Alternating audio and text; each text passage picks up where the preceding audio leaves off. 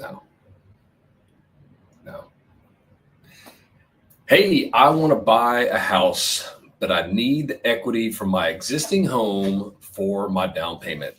What do I do? How do I do it? You do this with a contingency. You can make both your sale and your purchase contingent on each other. So there's two types of contingencies. There's an open contingency and a closed contingency. And think of it this way. So an open-ended contingency means Mr. Seller, I want to buy your house. Once you come off the sales price, I haven't put my house on the market. I have no idea when I'm going to close, and I have no idea what I'm going to end up getting and whether or not I'm able to do that. So that's an open-ended contingency. Closed-ended contingency says I've got a contract on my house and I'm going to close in 30 days, 45 days, 60 days, whatever that happens to be. We got a definitive light at the end of the tunnel. The difference between the two from a seller's perspective, if you take your buyer hat off and your seller hat on, is you want to have a light at the end of the tunnel to know when the funds are going to be available for the seller to be able to use so they can buy their next place. Right.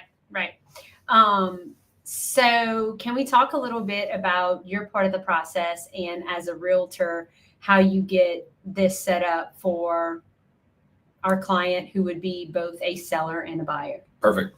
So, first off, we got to figure out which direction we're going to end up going, whether it's going to be open or closed. So obviously let's say it's closed. Closed will be by far the absolute easiest. So because we've got definitive light at the end of the tunnel that we talked about, we have a general idea of what the proceeds are going to be from the sale of home A or the contingency contract, be able to go and purchase the second one. Doggone it. Phone's going crazy. Sorry. For the funds to be able to go over to the second contract. So from your perspective, you get an idea to see what a complete loan file happens to look like. Yeah. We got to navigate inspection periods for both. Typically what I like to do is make sure contingency contract has their inspection periods completed before we go under contract. So it's a seamless process to be able to make sure we line and you're not spending money on an inspection unnecessarily. Yeah. So let's say, okay, you own a home, you're ready to sell and you want to buy. A question that we get often is, I don't want to be homeless. How do we get this figured out? So we coordinate or try to coordinate as best as we can both transactions. So you can be under contract to sell and be under contract to buy at the same time. The sale has to happen. You have to close on the sale right before the purchase. It can be an hour before. You can sell your house and close at 10 a.m. on a Tuesday and turn around and buy your house at 11 o'clock on the very same day. We help coordinate everything and all the documentation and proof on the back end, but that basically alleviates that stress of waiting for funds and waiting days or weeks to close on the purchase and not having a place to go. So it is very, very easy with the right parties involved to be able to coordinate what we call a back-to-back closing or contingency offer. Or domino. Sometimes we get back to back. Ideally, yes. Ideally, it's better when the same loan officer handles both transactions. It's not necessary. And it's also ideal if the same title company handles both transactions. Again, not necessary. We can definitely navigate if that's not the case. So what I do as a loan officer is I'll get a copy of your sales contract and I'll find out who the loan officer is who's handling that part of the transaction. And I'll find out which title company they're using as well. And I communicate with them throughout the process for a few different reasons. Timing, are we on track to close by our scheduled closing date? Are we going to close earlier or do we need to do an extension and close after our scheduled closing date? Also, I coordinate with the selling title company to get the appropriate documentation to prove to underwriting for the purchase that home is no longer in a lien position for our client, and they have the necessary assets to use towards down payment or closing costs. So not all clients will qualify from a debt to income standpoint with both mortgages. So if that sale happens right before the purchase, then we omit that mortgage from their debt to income ratio. And then whatever funds they want to use from that sale, let's say they want to use $20,000 from their net proceeds of their sale to go towards down payment and or closing costs for their purchase.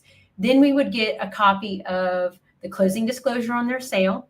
we would get the check from the closing title company. We would get a good funds letter and the cash sale to prove that they no longer own that home. And those other documents validate those assets from that title company. Then our seller/buyer will take that documentation to their closing of their purchase.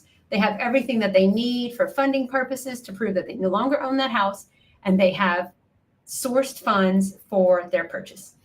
So all of that stuff, essentially, if there's a second loan officer, second realtor, second title attorney, there's just extra steps that are involved in order to be able to navigate those. So having everything in one place gives you the ability to see any pitfalls that are coming, farther up the chain, whether it's inspection issues, whether it's rate lock issues, whether it's, underwriting issues. You have an idea of what to order when, and because this is a it's kind of like playing Tetris. You're going to have to pivot on loans based on some of the things that happen throughout the transaction in order to be able to make that. Yeah, and it's just about communication. As long as all parties for both transactions communicate adequately, then it can be a very easy process for everyone.